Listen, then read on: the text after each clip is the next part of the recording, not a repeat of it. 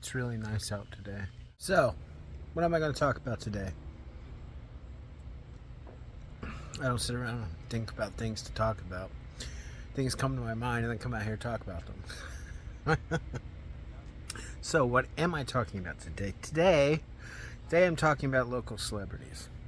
Today I'm talking about local celebrities, role models, dominated strategies, U.S. markets, kind of. Probably not going to go too much into that, but this is connected to that. So if you notice, I don't have very many followers on any social media site, which is, maybe you don't notice that. Maybe that's something that only I am meant to notice. And that in the reality, I do have many followers on all the social media sites, and my actual interaction is being kept from me, and I'm being used for profit, but maintained in a scope so the people that are using me for profit can try to maintain control over my brand. I don't know. See, I don't know. Something like that could actually be going on unless you're actually going and investigating, interviewing people, and, mass mail campaigns, going directly to people yourself and asking them questions. And there's a lot of people, and this is very out of the way. And additionally, you have challenges that if they were doing that, if something like that is going on, you're running into challenges that you're not quite thinking about, that you may have to account for to understand the feedback you're getting, and the fact that why would this celebrity be coming to my door asking me if I know who he is? Everyone knows who he is. So the way that they perceive you and expect that you should communicate would change their response, but you're not in tune with what exactly is happening, and so you interpret the response as something else. And so maybe they're sarcastic, right? And you don't recognize the sarcasm. I don't know, that this is going on. But what I have noticed is anomalies, and a lot of anomalies. And I'm always facing this thing inside of myself of like these, not wanting to be perceived like one of these poor singers on these singing shows. Like, you're so deluded, you think that this is actually, well, no, that's not really actually what it is. What it is that I have anomalies showing up. I have no explanation for them. I have to come up, they're very disturbing. I have to come up with an explanation for them. The anomalies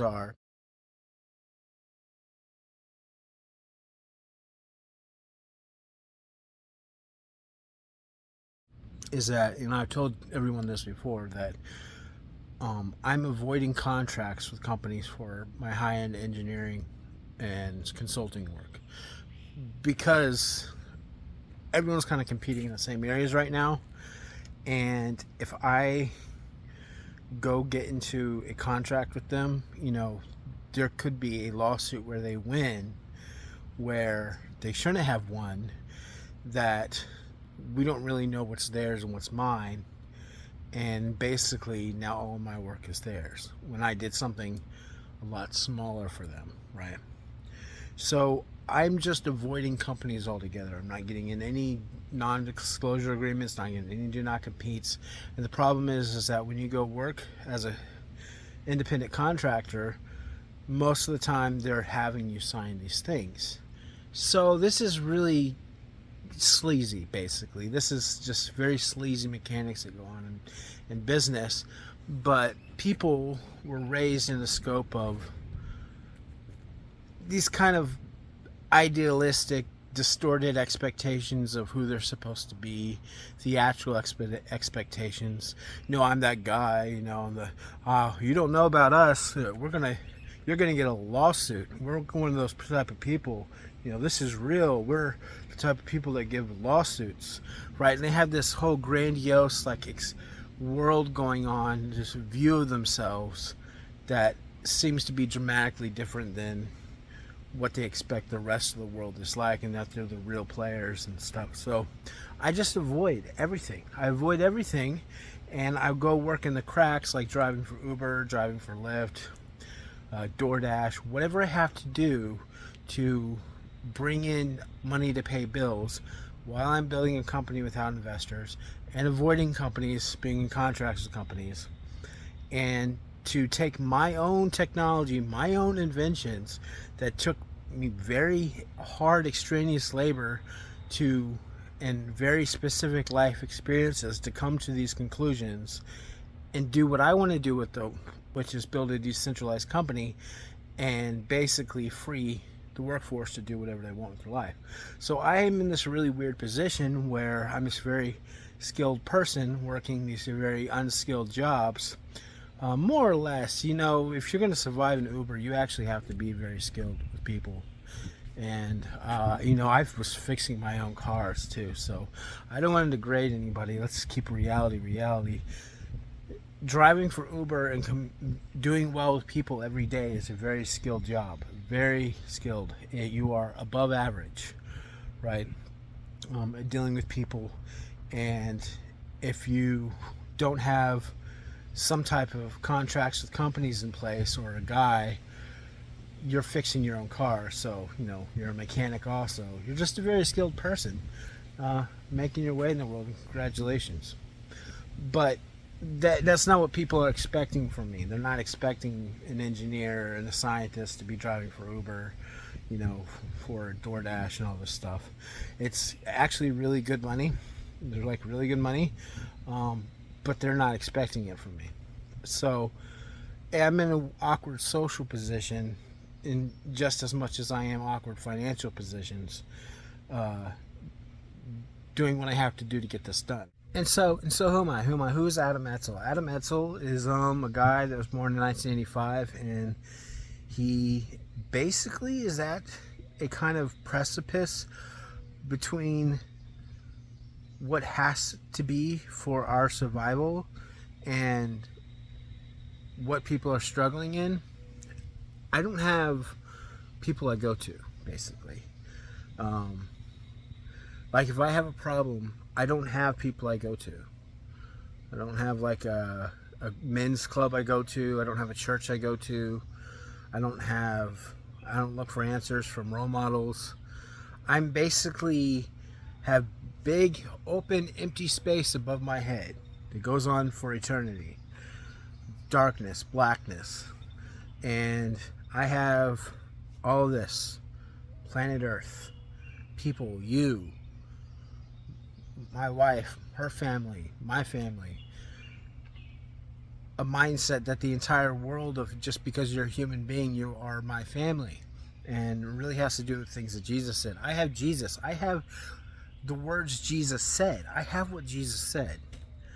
And I have prayer. Prayer is a huge, massive part of how I solve problems in my life. Is that I go into a trance-like state, sometimes for hours, sometimes for 4 hours, and it seems like it's only been 30 minutes, where my brain it's like kind of like this dream-like state, and things are just moving through my head, voices, people, things happening, ideas, and answers are coming to me. Sometimes it feels like I'm like pulling at darkness for answers, like trying to suck water from a straw out of a desert, and they appear because I need them. It's this very painful, real existence. People say, no man is an island. That's true. It's because you're a man, and you're born among other men by other men and women, and you were raised and became who you are as a result of their work. It's true. But I think that is something that saying is rather misused, with a kind of a narcissistic edge to it being misused, because basically they're trying to push you off of your pedestal, I guess they would want to call it, and get you to conform to some group, because they're all in groups. You need to be in a group. So because if you're not and you're doing as well as you're doing, it's hurting their feelings, and they don't want to have to look up to somebody that much because it hurts their feelings so bad. Now they're trying to get you to go conform to something. It's basically what's happening.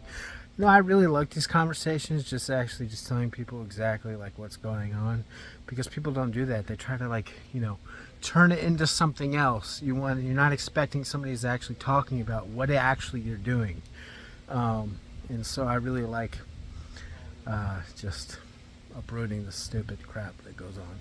So anyhow, basically, if you were going to look at the scope of human beings and getting work done in the world towards our survival and our luxury and our peace and having a good life, with the account of the possibility of what are considered fringe scenarios going ahead and being put on the back burner for now, I'll go ahead and maybe I should start with that first. I'll go ahead and tell you that first. I may have help. I may have a lot of help.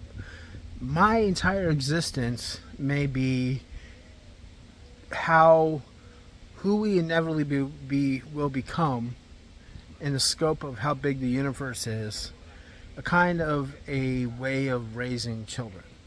This planet may be a way of raising children and the larger scope of eternity.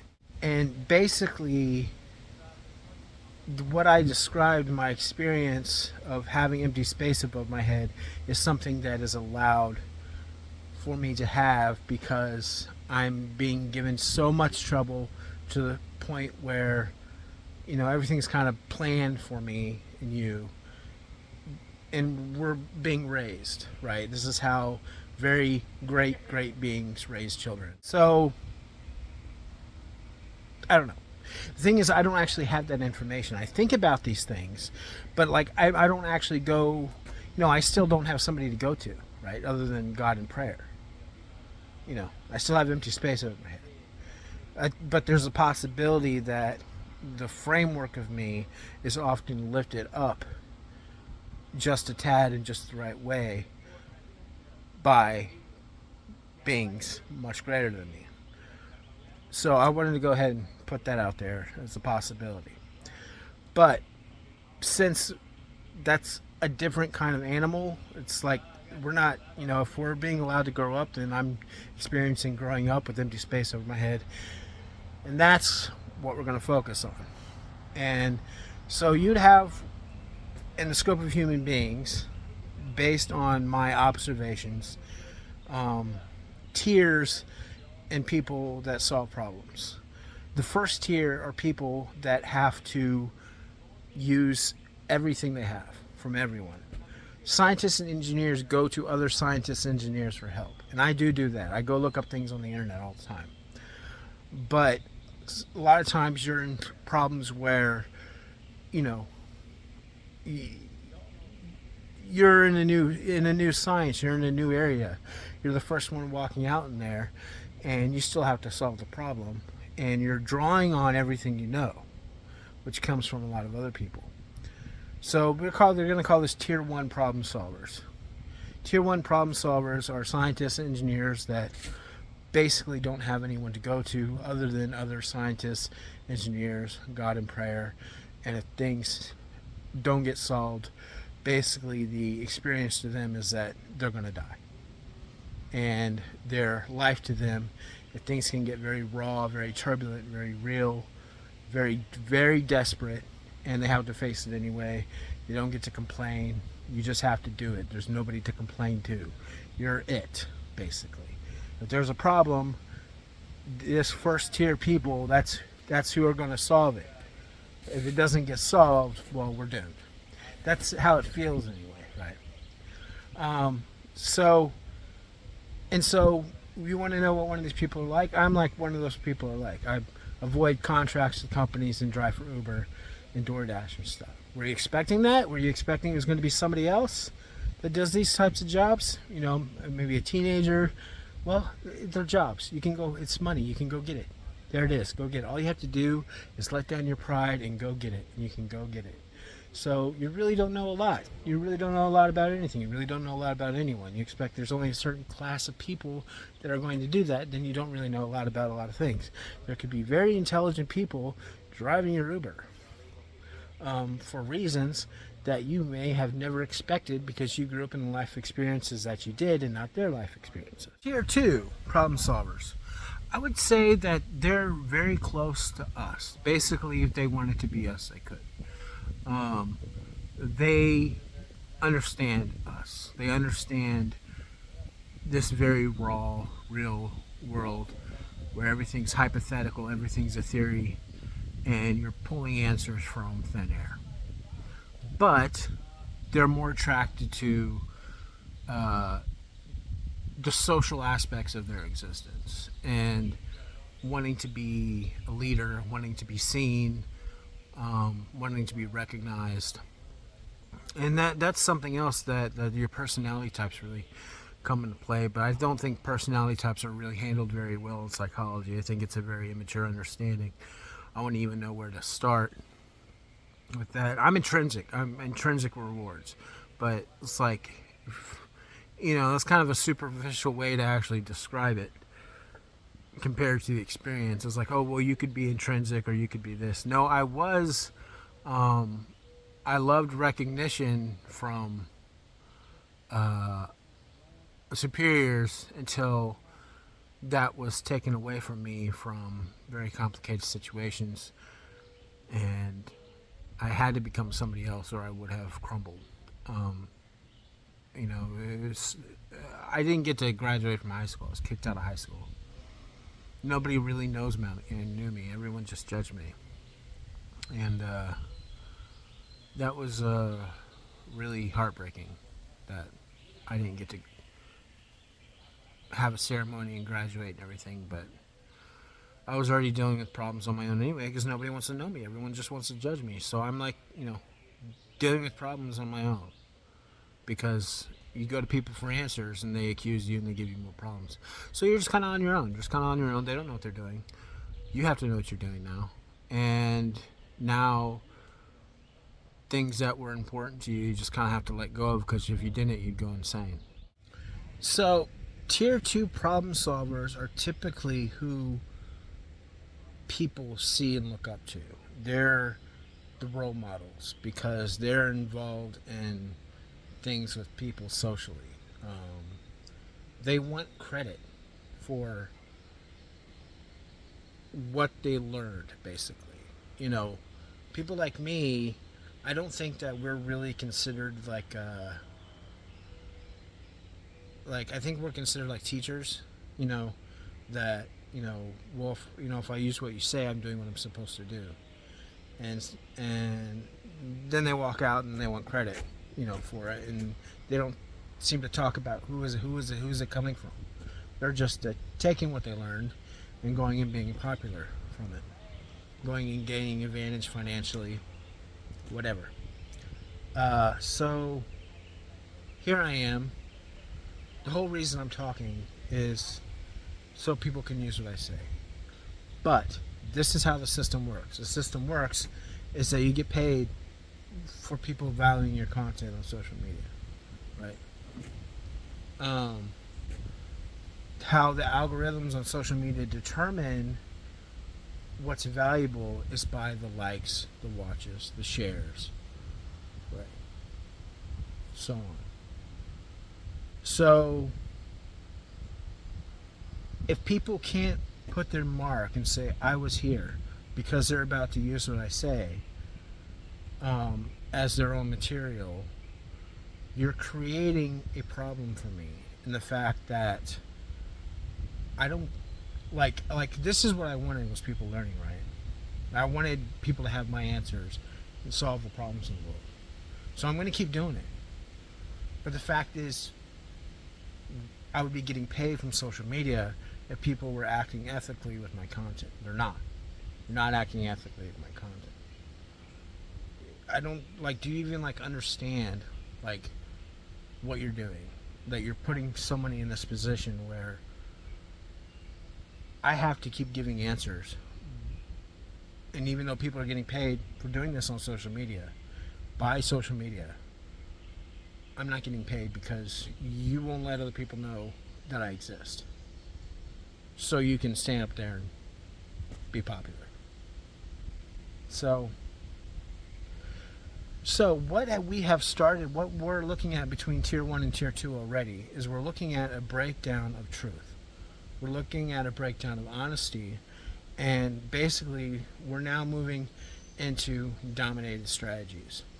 My strategy of treating everyone like family, loving everybody, doing what Jesus said to do, studying nature, studying anomalies, raw intellect. This is the dominant strategy. Is that if we could all get along the way that this, I think, and other people like me think, basically we would all be at equilibrium. We're not all equal. We're just very different people, and there's a lot of data, but we're at equilibrium, and we're all satisfied, and we're living in a nice place, right? But what's happening is we're being a little disconnected every time, starting in tier 2. Now, tier 2, these are the people that people really admire. They're going to be like politicians. They're going to be social media influencers. They're going to be role models to like local celebrities, people that people really look up to because they seem to come out of like these answers from nowhere, right? And that's what they do, is they collect answers. They collect valuable things to make themselves valuable. And they don't tell anyone where they got them, right? So this tier 2 can be in a lot of different places. They don't have to be a politician. It doesn't have to be the way, this very clean-cut way that people understand things. They could be a pot dealer, right? They could be, a rich guy's son. They could. There's a lot of different things, but they're typically people really look up to them quite a bit, and they have like access to, very powerful things. And so now they're basically dividing off, they're creating the factions, because this is like kind of like their empire. They got their people that they go to, whatever. So you get what I'm saying, right? Okay, now we're going to move into tier 3. Who's tier 3? They're friends of that. They're the direct friends of that person. But they don't really understand where they're getting their stuff, and they just really kind of look up to them. But they kind of see themselves as kind of a peer, kind of not a peer, and they're kind of dividing things off further themselves to have people that look up to them, admire them, and the people that they're in contact with, they'd maybe say like, hey, wait in the car, I got to go up to this guy's house, he's a real, he's really kind of, you give him kind of like this air about him of royalty. And tier 3 is the friends of tier 2, and tier 4 are the very poorly treated friends of tier 3, that are waiting in the car, basically. And then it goes even further from there, right? So where the sources are originally coming from keep being distorted a little bit more, and a little bit more, and a little bit more, and a little bit more, to the point where you have people that the way that they understand the world is based on lies of lies of lies of lies.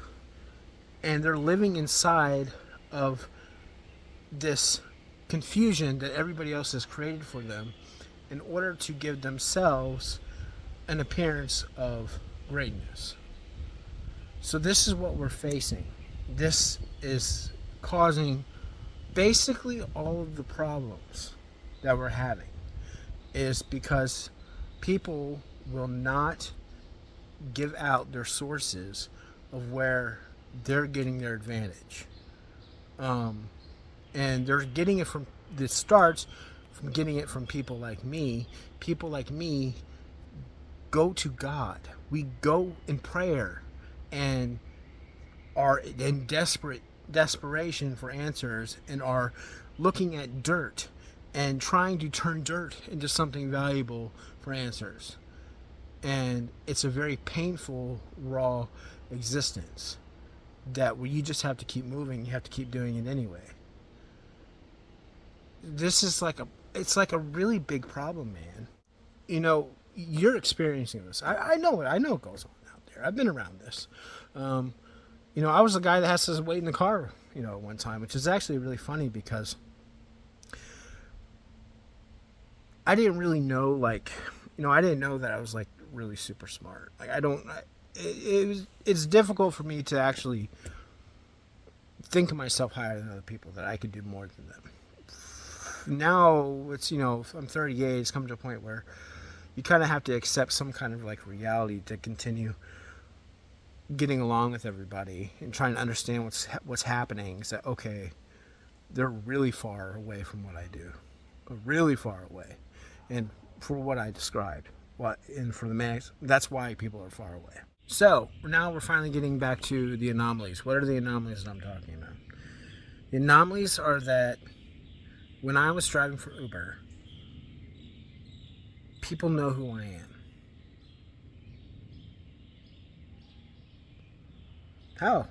How do people know who I am? It's not just in knowing who I am, as I read body language. They're getting in the car and they're like, holy crap, it's you. Like, they're like they saw a ghost. So what is this? I don't know what this is. I don't know what this is. I don't know how to ask them. They don't have to tell me the truth. I'm not expecting that they would tell me the truth, because the rest of their body language is that they're shutting down. Like, first, they can't like hide that, right? They're not trying to communicate anything. They're just not expecting to see, for whatever reason, they're not expecting to see me. I don't know what that is. I don't. Now, like, if you think about who's actually calling an Uber, who calls Uber? A lot of people call Uber, man. Millionaires call Uber. Very poor people call Uber. Construction workers call Uber. Construction workers actually make pretty good money. People from all over the board call Uber. Everyone's, you know, calling Uber, right? For different reasons. You know, they left their keys in their car. You know, they just need to get here to get there. So I'm around a lot of different types of people from a lot of different categories, classes, and if you think about the probability, you know, if I have 23 views and no interaction on in my social media, and I talk constantly on social media, you know, in a city of 300,000 people, 100,000 people, what is the probability that you're going to run into any one person that knows who you are? Very low. Okay, now what about another? And then another. This shouldn't exist. So the fact that it does exist means that there has to be something else going on where they see my face and they're like, holy freaking crap. So you see, according to my like understanding of what's presented before me, this makes absolutely no sense. So that's why I have to come up with answers for this anomaly, but I am so busy I don't really have time. And people can continue to act like this and continue to take advantage of the fact that I am extremely busy solving very, very serious problems for free. So there has to be some type of resolution of this. You can't like do this to people. Like, I mean, I'm like, it's kind of weird, you know, because I'm like standing up for myself. There's no one else to stand up for me except for your conscience. God's talking to you and you're not listening to him. So I'm like standing up for myself, like I'm standing up for anyone, you know, because there's no one else to say anything. But more importantly in the conversation to me is this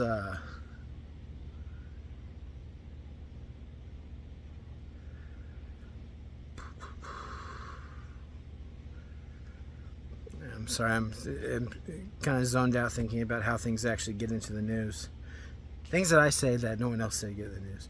Well, we can actually track. I can actually track everything back to me. People don't really understand that. That's the thing about operating when you're not a scientist, you're not an engineer, and you think that you're like you do things that you think that you're going to get away with. It's that you're not a scientist, you're not an engineer. You're not very qualified to determine whether or not you're going to be able to get away with it. You're not going to get away with it. But it's, this is like I said, family's the dominant outcome. I'm just going to fix the problem, man. It's not going to create problems for people. I'm just going to fix the problem. And, it's not going to be a trial. It's just going to be me fixing a problem and absorbing the negativity and doing what Jesus said, releasing blessings out in return. And in the depth and the pain in my heart kind of bellows the phrase, there is no justice because of that. Because Jesus died on the cross. We can't do greater than him. We can't, this is, if there were going to be condemnation, that's what would have happened when Jesus came to earth. That's not what happened. He died on a cross. And so now that we're in this place where the old you wants justice, the old you wants something for what people do, wants an eye for an eye, something. But that's not what happened. It's not the best answer mathematically. And so you just have to walk away. You just have to give your heart to God, keep forgiving. I wouldn't prefer it differently. I personally I don't want people to be harmed. I want the problem fixed. It's just, it's really hard being human and struggling with this constant injustice and having to be a slave. And people they won't do better for you. And so you're going to be their slave until they do. And it's just very hurtful and very dark, reality that people make you face. I'm just going to fix the problem. What I'm going to do, I'm going to put a search engine on blockchain. It's basically a search engine. It's just, when things show up on the internet, they're showing up for very specific reasons, very specific places. There was a time that they showed up. There was a date they showed up. There are other things that are connected to why they showed up. So basically what this is a web crawler on blockchain that then takes the data and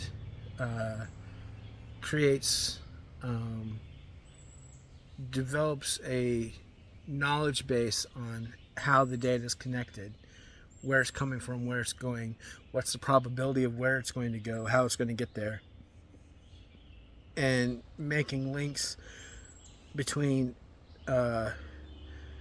seemingly disconnected points through probability and showing probabilities and constantly adjusting its matrix to be more and more accurate as it progresses.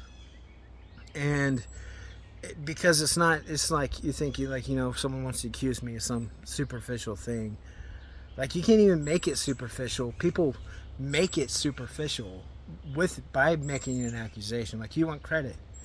It's we want truth.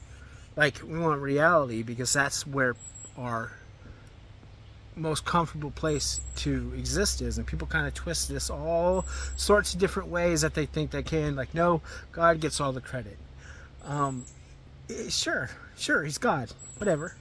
I think God should have credit and glory, but that's not what we're talking about.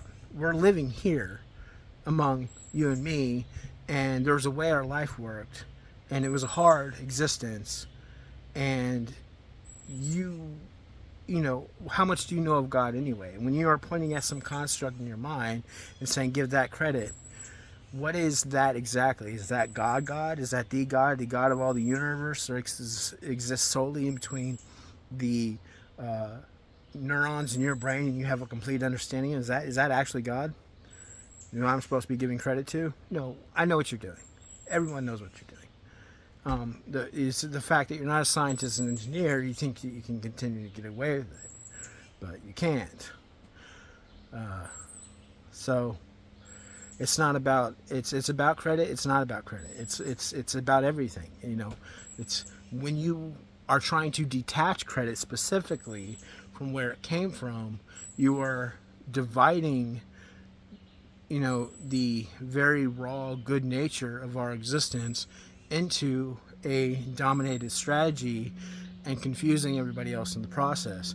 And then the next people confuse people, then the next people confuse people, and you got people that are just very confused down at the bottom of, you know, looking up to men. And that's the problem. That's what needs to stop. And that's why I'm going to put this thing on blockchain. So, you know, and like I said, I know about all this stuff. I know how this works, how it feels, you know, what these role models look like, what these figures that you have to wait in the car for, you know, while your friend goes up to meet them. I know about this. And